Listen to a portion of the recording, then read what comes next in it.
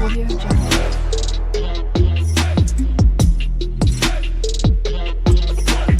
Audio Jungle. Hello friends, आपका स्वागत है आपके अपने चैनल स्टडी स्टेप्स पर। आज हम पढ़ने वाले हैं घन और घन का आयतन, cube and volume of cube. तो आज की वीडियो में हम जान पाएंगे कि क्यूब यानी कि घन कहते किसे हैं, घन की परिभाषा होती क्या है और घन का आयतन निकालने के तरीके क्या हैं, उसका सूत्र क्या है, और साथ ही साथ घन के आयतन पर आधारित कितने प्रकार के सवाल बन सकते हैं। इन सारे चीजों को आज हम अच्छे से समझेंगे। तो कृपया वीडियो में अंत तक बने रहें और पूरी वीडियो देखें ताकि आपको घन और उसके आयतन का कॉन्सेप्ट अच्छे से समझ में आए। चलिए वीडियो में आगे बढ़ते हैं और समझते हैं सबसे पहले कि घन होता क्या है। तो हम दोस्तों घन को यानी कि क्यूब को समझने के लिए हमने घन की एक आकृति बनाई है और उसका नाम दिया हुआ है। तो घन की परिभाषा सबसे पहले समझते हैं। घन ऐसी आकृति जिसकी लंबाई यानी कि लेंथ, चौड़ाई यानी कि ब्रेड्थ और ऊंचाई यानी कि हाइट, जिसकी लंबाई, चौड़ाई, ऊंचाई, लेंथ, ब्रेड्थ और हाइट, ऐसी कोई भी आकृति जिसकी लेंथ, ब्रेड्थ और हाइट, लंबाई, चौड़ाई, ऊंचाई तीनों बराबर हो, एकदम इक्वल हो, लंबाई चौड़ाई बराबर। जैसे ये लेंथ है, ये ब्रेड्थ है और ये इसकी हाइट है, ये लेंथ और ये ब्रेड्थ और ये हाइट, अगर तीनों समान होगा तो उसे हम घन कहते हैं। तो उसे हम घन कहते हैं, क्यूब कहते हैं। तो अब हम ये समझेंगे कि घन की लंबाई, चौड़ाई और ऊंचाई तीनों बराबर होती है, उसे हम घन कहते हैं। तो इस तरह जो आकृति होती है घन के आकार की, उसका आयतन क्या होता है उसको पहले समझते हैं। अब हम समझते हैं घन का आयतन। आयतन यानी कि धारिता यानी कि वॉल्यूम, कैपेसिटी भी इसी को हम कहते हैं। धारिता, इसी को हम वॉल्यूम भी कहते हैं, इसी को कैपेसिटी भी कहते हैं। ठीक है। आयतन या धारिता, किसी भी घन का आयतन या धारिता ज्ञात करने के लिए हम इसकी लंबाई, चौड़ाई और ऊंचाई का ही प्रयोग करते हैं। तो सबसे पहले समझते हैं कि आयतन या धारिता होता क्या है।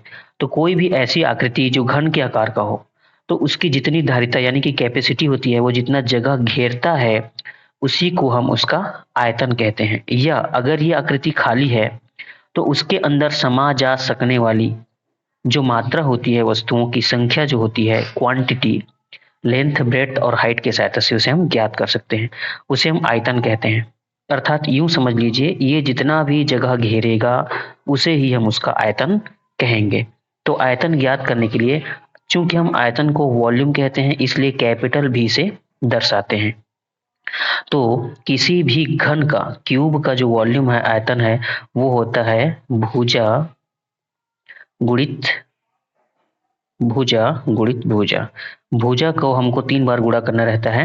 लेंथ, ब्रेड्थ, हाइट चूंकि इक्वल रहते हैं तो ये भी भुजा इक्वल है। सब इसमें लेंथ, ब्रेड्थ और हाइट तीनों भुजाएं सभी के सभी इक्वल हैं, इसलिए भुजा मल्टीप्लाई भुजा मल्टीप्लाई भुजा, अर्थात भुजा का घात 3, अर्थात एस क्यूब।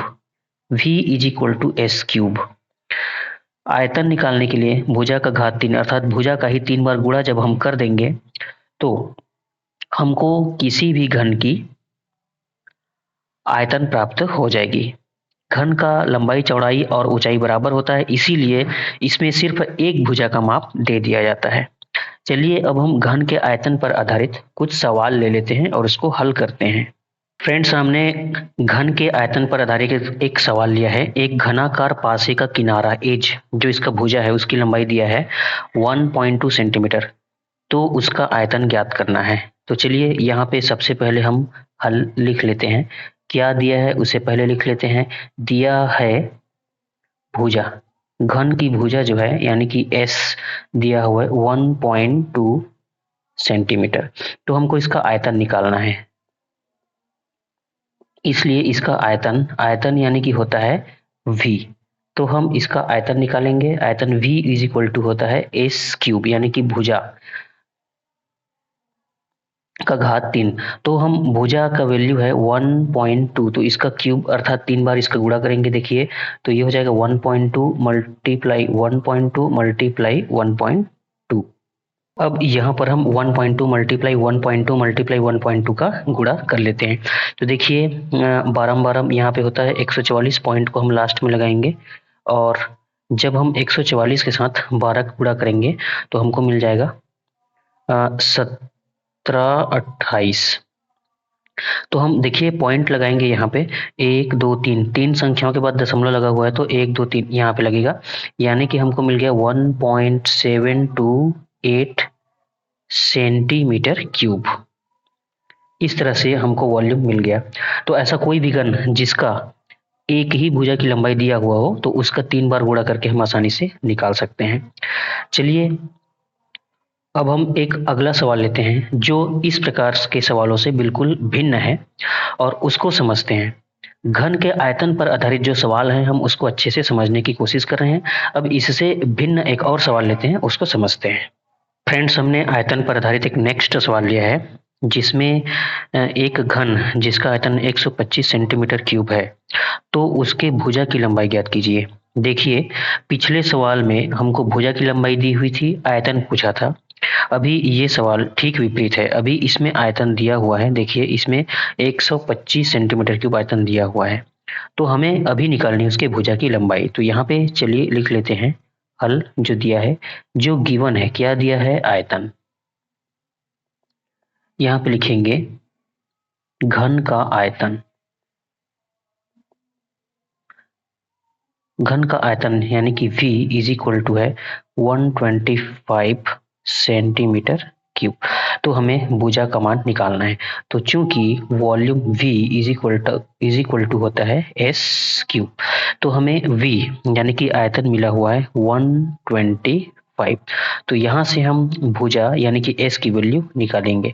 देखिए यहाँ पे S की वैल्यू निकालने के लिए S का घात 3 को हटाकर इधर लगाएंगे।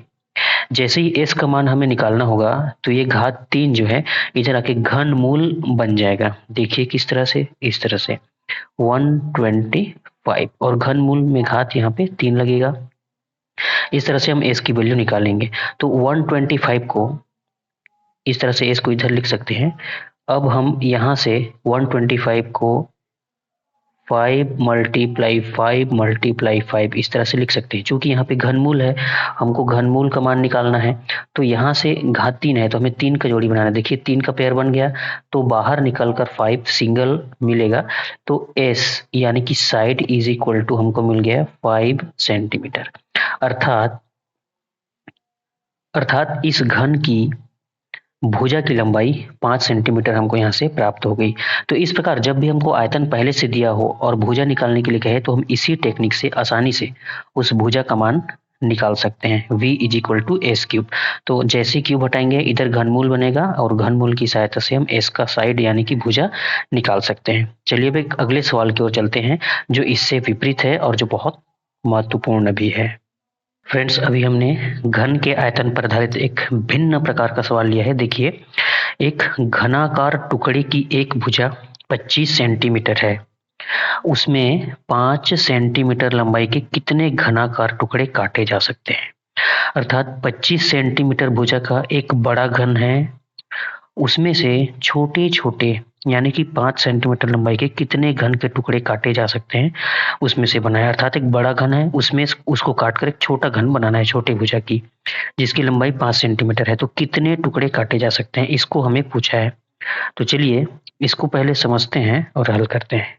इसको हल करने से पहले एक छोटा सा हम समझ लेते हैं कि सबसे पहले हम बड़े भुजा वाले घन का आयतन निकालेंगे।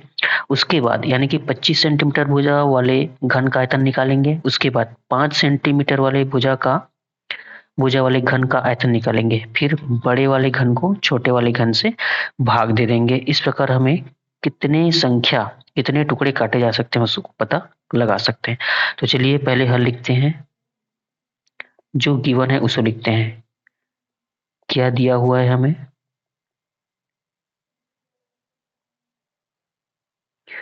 यहाँ पे हम लिखेंगे बड़े घन की भुजा। बड़े घन की भुजा बड़े घन की भुजा बड़े घन की भुजा जो है वो दिया हुआ है 25 सेंटीमीटर।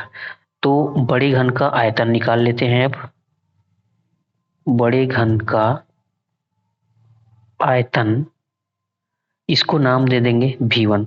तो इसका आयतन निकालने के लिए एस क्यूब होगा, यानी कि 3 बार हमको 25 का गुणा करना पड़ेगा इस तरह से, 25 मल्टीप्लाई 25 मल्टीप्लाई 25। तो हम 25 का 3 बार गुणा करेंगे। ये V1 बड़े घन का आयतन है। अब हम छोटे घन का आयतन निकाल लेते हैं। इससे पहले हम छोटे घन की भुजा जो है उसको लिख लेते हैं। यहाँ पे लिखते हैं छोटे घन की भुजा। छोटे घन की भुजा है 5 सेंटीमीटर, 5 सेंटीमीटर। तो इसका आयतन, छोटे घन का आयतन, छोटे घन के आयतन को नाम दे देंगे V2। इसको अभी हम मल्टीप्लाई नहीं करेंगे, सिर्फ ऐसे लिखेंगे 5 मल्टीप्लाई 5 मल्टीप्लाई 5, इस तरह से। इसको 25 मल्टीप्लाई 25 मल्टीप्लाई 25, इसको 5 मल्टीप्लाई 5 मल्टीप्लाई 5। अब हम बनने वाले छोटे घन की संख्या निकालेंगे। तो यहाँ पे लिख लेते हैं बनने वाले छोटे घन की संख्या। बनने वाले छोटे घन की संख्या निकालने के लिए हम ऊपर में लिखेंगे बड़े घन का आयतन और नीचे में छोटे घन का आयतन। यहाँ पे बड़े घन का आयतन, यहाँ पे बड़े घन का आयतन अर्थात V1, और नीचे में रहेगा छोटे घन का आयतन। छोटे घन का आयतन को हम लिखेंगे V2। बनने वाले छोटे घन की संख्या निकालने के लिए बड़े घन का आयतन V1 बटा V2। तो हमको V1 मिला हुआ है, देखिए 25 गुणा 25 गुणा 25, इस तरह से लिखेंगे। और छोटे घन के आयतन को 5 गुणा 5 गुणा 5। इस तरह से सॉल्व करने में हमको बहुत आसानी होती है, इसलिए इसको बिना गुणा करे ही यहीं पे लिखेंगे। देखिए कितनी आसानी से इसको हल कर सकते हैं। 5 एकम 5, 5 पंचे 25, 5 एकम 5, 5 पंचे 25, 5 एकम 5, 5 पंचे 25। तो ऊपर में हमको प्राप्त हुआ है, उसे अब लिख लेते हैं। देखिए ऊपर में 5 मल्टीप्लाई 5 मल्टीप्लाई 5, तो 3 बार 5 मिला, 5 गुणा 5 गुणा 5, इसका वैल्यू होगा 125। तो हमको मिल गया छोटे घन 5 सेंटीमीटर भुजा वाले छोटे घन की संख्या 125 है। अर्थात बड़े घन से हम 125 छोटे घन काट कर बना सकते हैं। बड़े भुजा वाला 25 सेंटीमीटर भुजा वाले घन से 125 5 सेंटीमीटर भुजा वाला छोटे घन बना सकते हैं। इस तरह से हम घन और घन के आयतन को, सवालों को आज समझे हैं। आशा करता हूँ इस वीडियो से आप घन और घन के आयतन को अच्छे से समझ पाए होंगे। अगर वीडियो अच्छा लगे तो वीडियो को लाइक जरूर करें, हमारे चैनल को सब्सक्राइब करें, ताकि आपको हमारे ऐसे अच्छे वीडियो के नोटिफिकेशंस तुरंत प्राप्त हो। बेल आइकन को जरूर दबाएं। मिलते हैं अगले वीडियो में, तब तक के लिए जय हिंद, धन्यवाद।